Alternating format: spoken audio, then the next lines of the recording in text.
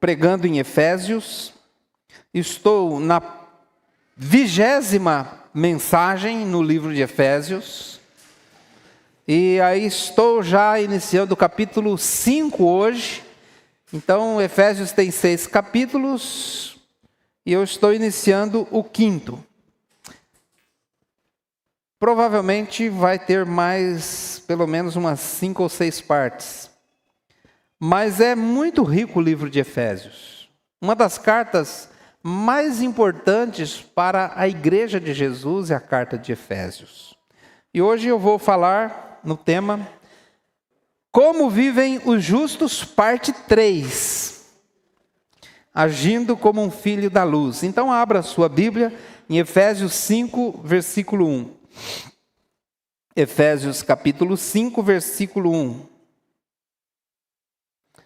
Farei a leitura do versículo 1 até o 7. Vou fazer a leitura na versão NVT. Diz assim a palavra de Deus: Portanto, como filhos amados de Deus, imitem-no em tudo o que fizerem. Vivam em amor, seguindo o exemplo de Cristo, que nos amou e se entregou por nós como oferta e sacrifício de aroma agradável a Deus. Não haja entre vocês imoralidade sexual, impureza ou ganância. Esses pecados não têm lugar no meio do povo santo. As histórias obscenas, as conversas tolas e as piadas vulgares não são para vocês. Em vez disso, sejam agradecidos a Deus. Podem estar certos de que nenhum imoral, impuro ou ganancioso, que é idólatra, herdará o reino de Cristo e de Deus. Não se deixe enganar por palavras vazias, pois a ira de Deus virá sobre os que lhe desobedecem. Não participem do que essas pessoas fazem. Vamos orar. Senhor, dá-nos clareza de entendimento ao meditarmos nesta palavra. Nos ajude a compreender, mas nos ajude a temer, ó Deus, para que possamos alcançar o que é proposto aqui nesse texto de hoje, que é uma vida santa, espelhada na vida do Senhor Jesus. Eu te peço em nome de Jesus, amém. Como vivem os justos? O justo, no livro de Efésios, nós aprendemos que deve haver um contraste muito radical entre a vida do justo e a vida do ímpio. Nós vimos isso naquela mensagem, como vivem os ímpios. E nós aprendemos em Efésios 4, 17 a 19, que os ímpios vivem guiados por pensamentos vazios, guiados por num entendimento obscurecido, mergulhados na escuridão e dominados pelo pecado. Já os justos, eles vivem uma transformação que começa por abandonar a velha natureza, permitir que o Espírito renove a mente e a revestir-se de uma nova natureza, criada a partir de Cristo Jesus. Efésios 4, 20 ao 24. E vimos também que essa nova vida se manifesta, obviamente, em atitudes práticas do dia a dia. Ela é vista, ela é claramente vista no andar diário do crente. Através do domínio das emoções, um trabalho honesto, palavras que edificam, bondade, perdão, essas coisas. Efésios 4, 25 a 32. Meus irmãos, a vida com Jesus, ela é maravilhosa. Amém ou não? A vida com Jesus é maravilhosa. João 10, 10, Jesus disse: eu vim para que tenham vida, e vida com abundância. O que você entende por vida com abundância? Que é uma vida leve, uma vida desprendida de escravidão, uma vida de alegria, uma vida de satisfação, uma vida em que nós podemos realmente viver como Jesus mesmo disse: sigam-me, o meu fardo é leve, é suave, e vocês vão ter uma vida completa, uma vida plena. Portanto, a vida com Jesus, ela é maravilhosa. O problema, meus irmãos, é que nós, às vezes, complicamos tudo, deixando a velha natureza nos guiar em vez do Espírito. Por isso, para sermos transformados, é preciso viver, para sermos transformados e viver plenamente a vida que Jesus nos oferece, é necessário, como eu ensinei aqui, eu vou repetir, é necessário primeiro desejar e seguir as instruções. Desejar e seguir as instruções. Por quê, irmãos? Na prática, é fundamental querer. Porque se a pessoa não quer, não há como ajudar. Eu conversei com um pastor que cuida de uma clínica de reabilitação para dependentes químicos. E ele me disse que lá só entra se a pessoa quiser. Porque ele disse que nunca viu uma internação forçada, obrigada a dar certo. A pessoa precisa querer se libertar. Agora, até Jesus nunca insistiu com quem não queria. Ele disse claramente: sigam-me. Quem quiser, siga-me. E quem não quer, não siga. Uma certa ocasião, numa conversa com aquele jovem rico, ele decidiu não seguir Jesus. Jesus não foi atrás dele. Não, volta aqui, a gente negocia os valores, dá uma melhorada no projeto para se adequar a você. Jesus nunca fez isso. Quem quiser, siga-me. Quem não quiser, não siga. Em Mateus 10, Jesus ensinou os seus discípulos, quando ele enviou os 70 naquela missão, ele diz: entrem nas casas, deixem a paz nessa casa. Se a pessoa receber a paz, entrem naquela casa, fiquem com aquela família. Mas se alguém não receber nem ouvir suas palavras, sacudam a poeira dos pés quando saírem daquela casa ou daquela cidade. Mostrando que eles não deviam insistir com quem rejeitava a verdade. Então, além de querer, é preciso seguir as instruções. Em Tito, capítulo 2, diz que o Evangelho nos educa. O Evangelho nos educa. Ou seja, o Evangelho, ele tem instruções claras de como a vida deve ser transformada. Tem instruções claras de como nós devemos caminhar no Evangelho. Isso faz sentido para os irmãos? Não é só algo assim, vamos dizer assim, de um nível espiritual e sobrenatural. Sim, mas também o Evangelho nos educa para que possamos viver o presente momento de uma forma que agrada a Deus. Então, há instruções claras de como devemos nos comportar, de como devemos agir. E não se trata de sentir vontade, mas de obedecer. A vida cristã exige decisão e ação. Decisão e ação. É preciso decidir e é preciso agir. Mesmo que inicialmente esta ação contrarie nossos sentimentos e nossos desejos. Você tem que entender que nem tudo aquilo que é bom para nós é satisfatório para nós. Geralmente aquilo que é bom não é tão satisfatório. Geralmente aquilo que tem valor é difícil de fazer. O que é mais fácil, comer um bolo de cenoura com cobertura de chocolate ou ir para a academia malhar no frio, de madrugada? Qual que é melhor para você? O que vai te conceder mais saúde? Então, nós temos que ser maduros, adultos, para entendermos que temos que ter decisão e temos que ter ação. Ninguém em sã consciência vai pensar que ele deve fazer só o que ele sente desejo de fazer. Quantas vezes eu vim para a igreja sem vontade de vir para a igreja, mas sabendo que eu tenho que estar lá? Quantas vezes eu vi uma pessoa falando algo que me chamou a atenção, que o adulto não faz o que quer, faz o que precisa ser feito. Então, irmãos, a palavra de Deus nos chama a uma ação, baseado numa convicção, mesmo que isso contrarie nossos sentimentos e nossos desejos.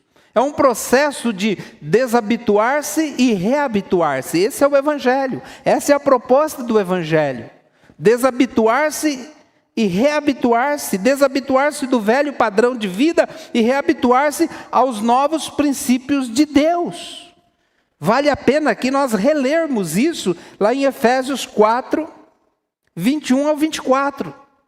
Vamos relembrar o que nós já aprendemos aqui. Efésios 4, 21 a 24. Desabituar-se e reabituar-se. Abandonar velhos hábitos e adquirir novos hábitos. Olha o que a palavra de Deus diz, versículo 21. Uma vez que ouviram falar de Jesus e foram ensinados sobre a verdade que vem dele. Livrem-se de sua antiga natureza e de seu velho modo de viver, corrompido pelos desejos impuros e pelo engano. Deixem que o Espírito renove seus pensamentos e atitudes. E revistam-se de sua nova natureza, criada para ser verdadeiramente justa e santa como Deus. Isso significa, irmãos, tomar atitudes de obediência. E mesmo que obedecer contrarie sua natureza pecaminosa, é preciso insistir até que a prática da vontade de Deus se torne um novo hábito na sua vida. Um dos grandes obstáculos nesse processo de transformação é o orgulho defensivo que todo ser humano tem. Eu tenho e você tem também, a não ser que você não seja humano, mas é. Então, todos nós temos um orgulho defensivo. É uma atitude interna de autodefesa. Presta muita atenção nisso. Onde a pessoa tenta proteger sua autoimagem ficando na defensiva. Por exemplo, se eu aceitar que alguém me ensine, admitirei que eu não sabia. Isso é difícil para o ser humano. Se alguém chegar e me ensinar algo, eu tenho que admitir, estou admitindo que eu não sabia, por isso alguém me ensinou. Se alguém me corrige, eu aceito que alguém me corrija, estou admitindo que eu estava errado. É fácil para o ser humano admitir que estava errado? Não. Geralmente a pessoa, por causa de um orgulho defensivo, esse orgulho impede ela de aprender, impede ela de se corrigir, impede ela de crescer. E assim por em diante. Então, já que todos nós temos em nós como uma autodefesa do ego, esse orgulho defensivo, como nós lidamos com isso? Primeiro, precisamos entender que aprender, que mudar de atitude, que ser corrigido, não nos diminui. Pelo contrário, nos fortalece e nos faz crescer. Se você quer crescer, se você quer se tornar uma pessoa melhor, você tem que ser ensinado, e você tem que ser corrigido, e você tem que mudar de atitude muitas vezes. Mas geralmente não é isso que acontece. Quando você corrige alguém, e não precisa ser um adulto, pode ser uma criancinha de 1 ano. O que ele vai dizer? Qual a primeira atitude dele? Resistir. Eu não sou assim, eu não faço isso. E a pessoa que não se domina nesta área, que não amadurece nessa área, que não cresce nessa área, ela se torna uma pessoa que não pode ser corrigida. E a pessoa que não pode ser corrigida, não pode ser transformada. Portanto, o que eu estou pregando aqui, para mim mesmo, e para você, e para nós podermos olhar para dentro de nós mesmos é: como eu venço o orgulho defensivo? Porque senão não cresço, senão não mudo. É lógico que a correção, diz lá em Hebreus, capítulo 12, a correção no momento não é motivo de alegria, mas depois ela se torna motivo de bênção. Ninguém gosta de ser corrigido. A gente gosta de elogio. A gente gosta de falar que nós somos bons, que nós estamos indo bem. Mas ninguém quer ouvir que está indo mal, que está no caminho errado, que precisa ser corrigido. Mas quando alguém nos corrige, deveríamos agradecer a Deus. Hebreus diz, deveríamos se levantar e agradecer a Deus por isso estar acontecendo conosco, porque isso nos livra de algo pior. Portanto, meus irmãos, a verdadeira aprender, mudar, ser corrigido não nos diminui, não te diminui, pelo contrário, te fortalece e te faz crescer. A verdadeira maturidade espiritual começa quando deixamos de lutar pelas nossas próprias razões e passamos a buscar com sinceridade a transformação que Deus deseja realizar em nós. É como aquela pessoa que nunca estudou a Bíblia, nunca estudou teologia, nunca estudou praticamente nada, e alguém que estudou a Bíblia, que tem conhecimento da Bíblia, chega lá nele e fala assim: olha, eu queria te ensinar sobre a vida eterna. O que você pensa sobre a vida eterna? Ah, eu penso assim, assim. Da onde você tirou isso? Da minha própria cabeça. A pessoa prefere seguir algo que ele tirou da própria cabeça dele, do que permitir que alguém que tem conhecimento, que tem estudo, que realmente tem base, lhe ensine alguma coisa. Por quê? Porque é orgulhoso. Porque ele não pode conceber a ideia de que alguém lhe ensine alguma coisa. Portanto, meus irmãos, te convido hoje a deixar Paulo nos conduzir a um nível ainda mais profundo. Coloca para mim a mensagem central, por favor.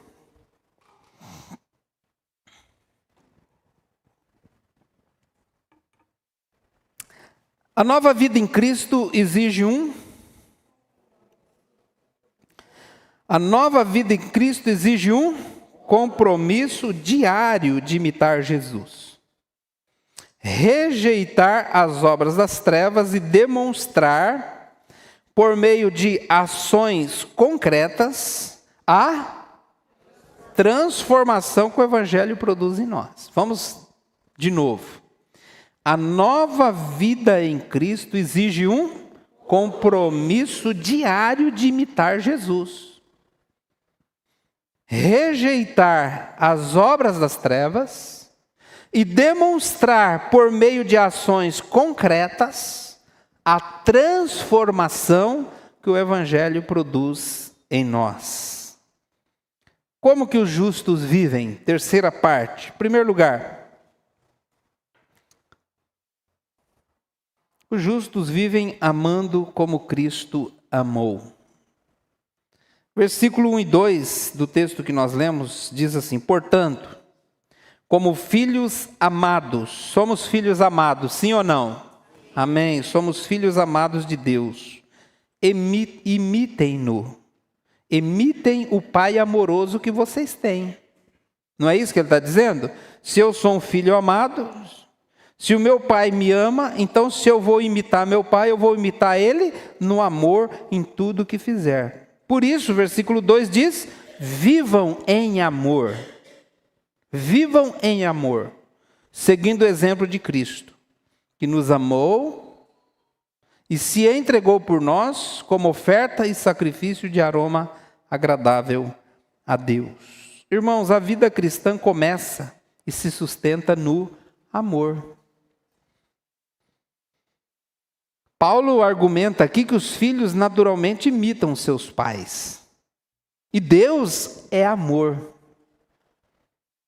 Por isso, nós devemos imitar o nosso Pai Celestial e andar em amor.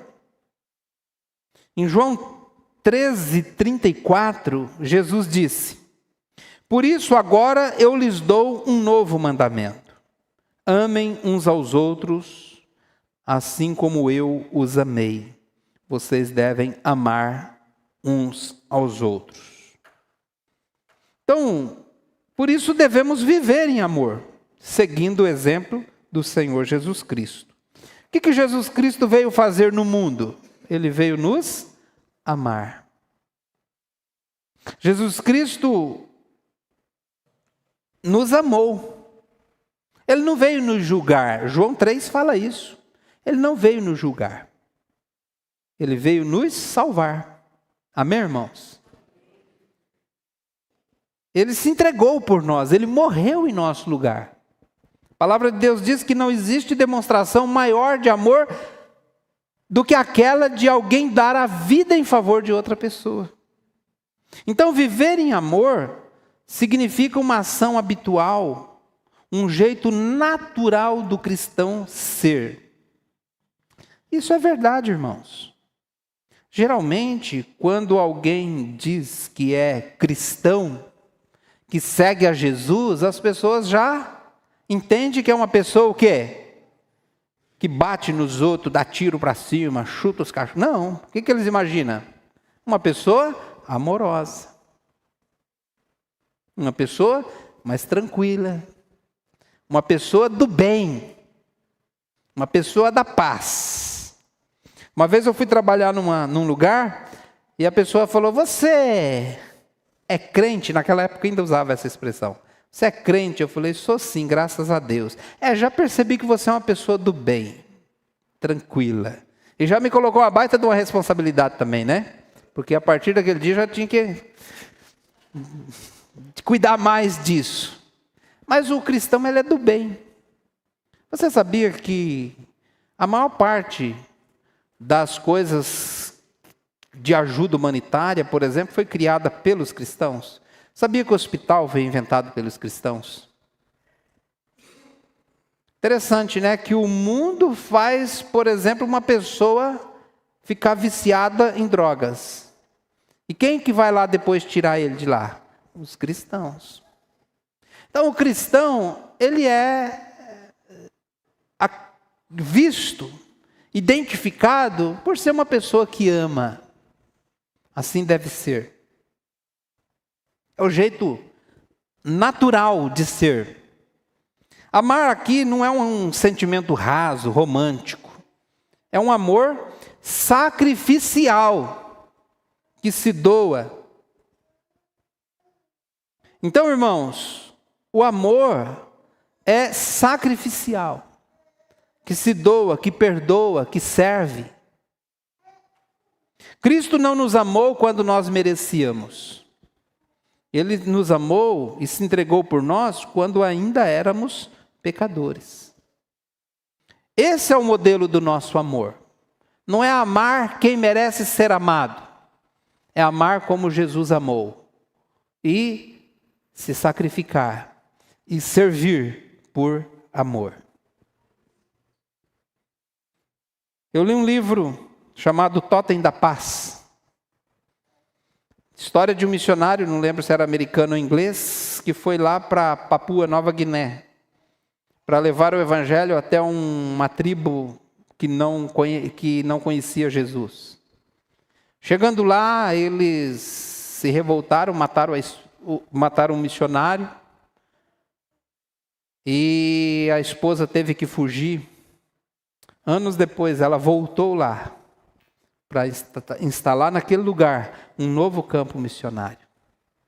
Mesmo eles tendo matado o marido dela. O amor de Cristo deve ser expressado através das nossas atitudes.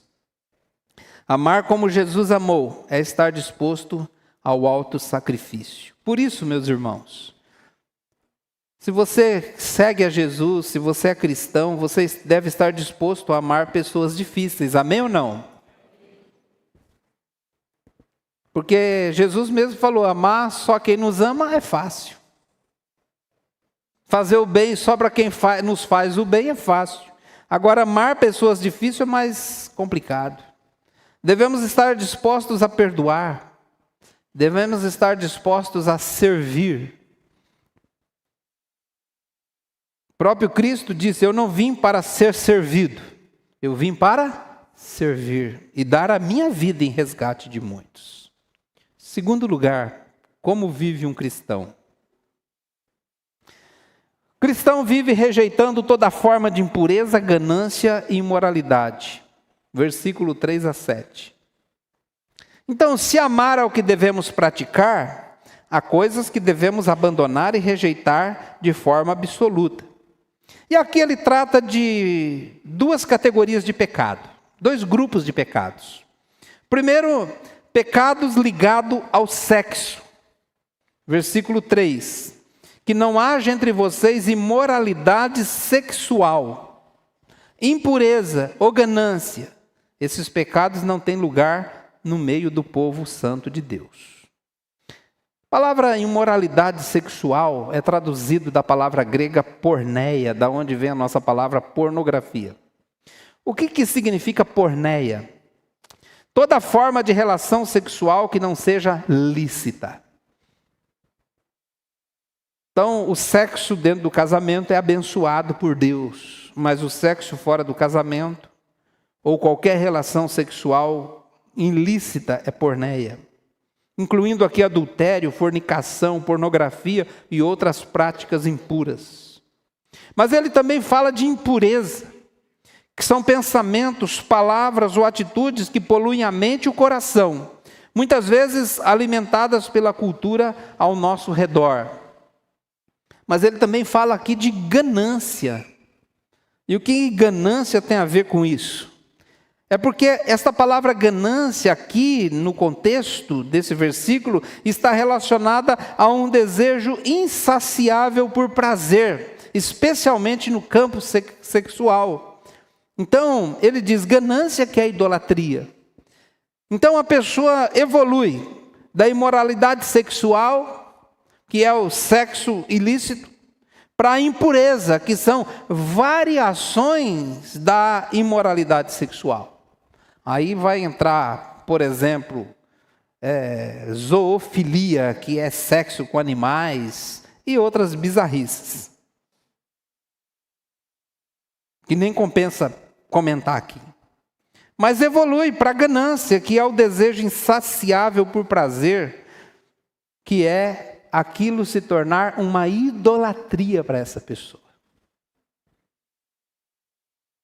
E ele diz: nem sequer se nomeie entre vós como convém a santos.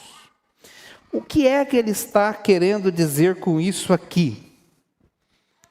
Ele está querendo dizer que essas coisas não devem ser toleradas e muito menos normalizadas entre os cristãos. Paulo não está dizendo aqui que essas coisas não podem ser faladas. Aliás, eu estou falando disso agora, né? Não é isso que Paulo está dizendo, que nós não podemos tocar nesse assunto de modo instrutivo. O que ele está dizendo, não se nomeie entre vós, o que ele está dizendo com isso é que nós não podemos aceitar entre nós esse tipo de prática. O que ele está dizendo é que nós não podemos justificar essas coisas, e muito menos nós podemos normalizar essas coisas, tornar essas coisas normais, tais práticas no meio cristão. Paulo, por exemplo, lá em 1 Coríntios capítulo 5, ele fala: olha, vocês não podem aceitar que esse homem tenha relação sexual com a madrasta. Isso é uma perversão, vocês não podem aceitar isso como normal. Pelo que eu entendo ali do contexto da igreja de Corinto, aquele homem estava tendo relação sexual com a madrasta dele e o povo da igreja estava achando isso normal, está tranquilo. Paulo falou: não podemos aceitar esse tipo de atitude, esse tipo de coisa dentro da igreja. Nós não podemos normalizar na igreja as práticas sexuais fora daquilo que Deus aceita.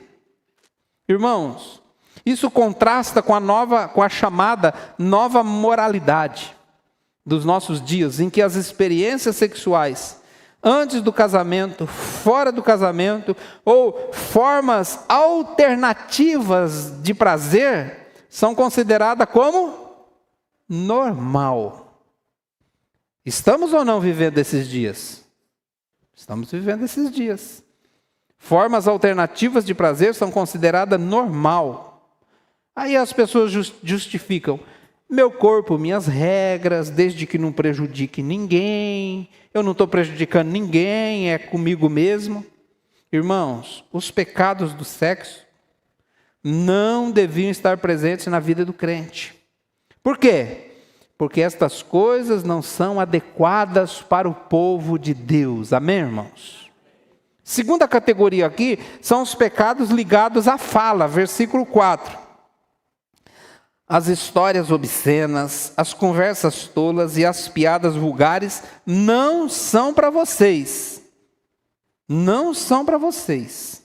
Então, ele inclui aqui a famosa conversa torpe, que eu já expliquei aqui o que é. O que é conversa torpe? Não é exatamente palavrão, mas é algo que faz mal para quem escuta. Pode ser até uma coisa boa, mas se fizer mal para quem ouve, não fizer bem para quem ouve, isso é uma conversa torpe, uma conversa estragada. Como comer uma comida estragada que vai te fazer mal depois. Ele fala de piadas obscenas.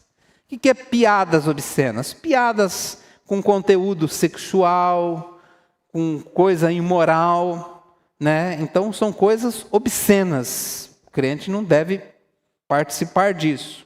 E ele inclui aqui conversas tolas. Conversas tolas. Numa outra tradução, conversas vãs, vazias. O que é isso, irmãos? Não é necessariamente algo imoral ou sujo.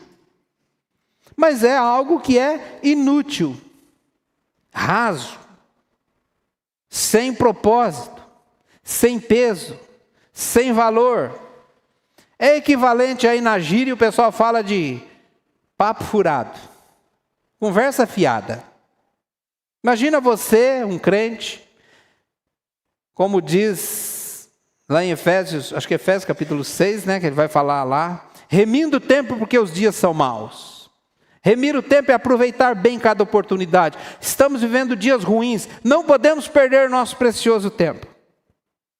E aí você fica numa roda, 2 horas, o pessoal conversando fiado, papo furado, sem proveito algum, não te edifica espiritualmente, nem intelectualmente, nem socialmente, nem como pessoa, de jeito nenhum. Conversa fiada. E você olha no relógio, passou 2 horas do teu tempo, que você podia estar fazendo outra coisa, está ali ouvindo conversa fiada, papo furado. Aí você fala: pessoal, valeu, estou indo embora. É isso que ele está dizendo. Coisa sem valor. Então, eu até ouvi uma história que eu acho que cabe aqui. Diz que, só uma história, tá?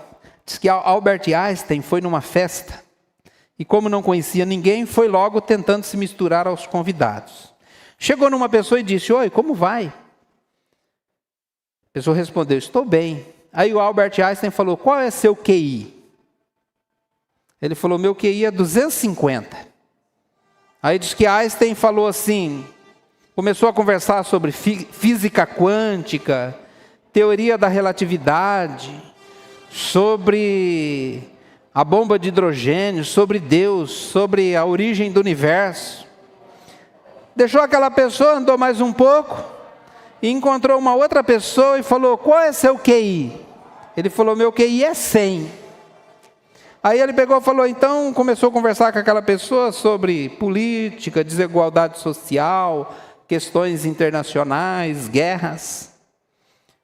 Andou mais um pouco e encontrou uma outra pessoa. Oi, como vai? Perguntou ele. Tudo bem, qual é seu QI? Ele falou: meu QI é 80. Então ele começou a conversar sobre aumento de combustível, inflação, preço da mercadoria nos mercados, coisas assim. Andou mais um pouco, encontrou uma pessoa. Falou: qual é seu QI? Ele falou: meu QI é 30. Aí ele falou, Einstein pensou e falou, você gosta mais do Big Brother ou da Fazenda? E aí, você gosta mais de Big Brother, da Fazenda? Ou do programa da Luciana Gimenez?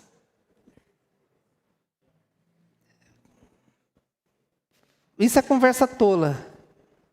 É coisa que não vai te acrescentar, tirar nenhum tipo de proveito, nada, zero. Agora, no versículo 5, Paulo faz um alerta sobre discursos vazios que tentam relativizar o pecado. Vamos ler, versículo 5. 5 e 6. Isso é muito importante, esses dois versículos aqui. Podem estar certos de que nenhum imoral, impuro ou ganancioso que é idólatra herdará o reino de Cristo e de Deus. Volta aqui um pouquinho. O que ele diz? Podem estar certos. Pode ter certeza disso. Nenhum imoral, impuro ou ganancioso que é idólatra herdará o reino de Cristo e de Deus. 6. Aí ele diz, não se deixem enganar por palavras vazias, pois a ira de Deus virá sobre os que lhe desobedecem. O que Paulo está dizendo aí? Está dizendo que o mundo tenta empurrar goela abaixo que tudo é normal. Pessoas que têm uma aparência de ser inteligente, sábio, ou às vezes nem tanto assim, mas são influencers e não sei o que lá, artista de uma rede de televisão famosa, e aí acha que, através de um discurso, dizer que nós estamos errados em seguir a Bíblia e que essas coisas são normais. É normal, é normal. Não tem nada de errado com isso. É vocês que são retrógrados, vocês que têm a mente atrasada. Precisa entrar para o clima da modernidade. Cada um vive do jeito que quiser. Ele diz, não permita que esse papo furado engane vocês. Os impuros não herdarão o reino de Deus, e é por causa dessa desobediência que a ira de Deus virá. Então não caia no papinho furado de influenciadores, de artistas e de filósofos e outro tipo de gente que vai contra o que a palavra de Deus diz. Amém, irmãos? Eu li em algum lugar que existe 2 demônios que estão destruindo esta geração. Sabe quais são? O demônio do não tem nada a ver e o demônio do não é bem assim. Isso tem nada a ver, isso. Isso não é bem assim. Mas Paulo está dizendo o que, irmãos? Que é assim. Pode estar certo, nenhum impuro, imoral, ganancioso, que é idólatra, herdará o reino de Cristo e de Deus. Não se deixe enganar por essa gente. Não se deixe enganar por discursos vazios. A ira de Deus virá sobre os que lhe desobedecem. Portanto, o justo rejeita tudo isso. Não por moralismo, mas por amor a Deus, por zelo, por santidade. E eu acredito, irmãos, que é impossível ler esse texto com honestidade e não chegar a essa conclusão. Amém? Perceba que viver como um filho da luz começa por amar como Cristo amou, mas também rejeitar firmemente tudo aquilo que Deus reprova. Irmãos, o amor de Cristo tem sido seu padrão no trato com as pessoas? Agora, é muito importante nós fazermos uma autoanálise. Existe algum comportamento, prática ou influência que você precisa rejeitar com mais veemência na sua vida? Será que tem alguém aqui ou alguém em casa que está me ouvindo que está caindo na lábia desse povo que não tem Deus e começa a relativizar o pecado. Não, não é bem assim. Antigamente pensava assim, mas agora não, agora é normal. É normal, é assim mesmo. Precisamos ter firmeza naquilo que cremos. Amém, irmãos? Vamos baixar nossas cabeças, vamos orar. Senhor, eu agradeço por nos lembrar que nós somos teus filhos. E lembrar que nós somos teus filhos amados. Portanto, Deus, eu peço ao Senhor que o Senhor nos ensine a amar como Cristo, a nos relacionar com base no amor e sermos reconhecidos por sermos pessoas amorosas. Mas também, Pai, nos ajude a rejeitar tudo aquilo que não reflete a tua santidade. Não nos deixa cair no papo furado desse mundo de influenciadores que não tem Deus, relativizando o pecado, dizendo que tudo é normal. Ó Pai, nos ajude a entender que essas coisas não pertencem ao Senhor e não pertencem ao povo de Deus.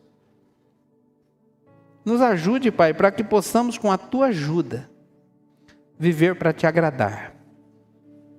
Viver de uma forma que te agrada. Viver como filhos da luz. Eu te peço, Pai, em nome de Jesus. Amém. Amém.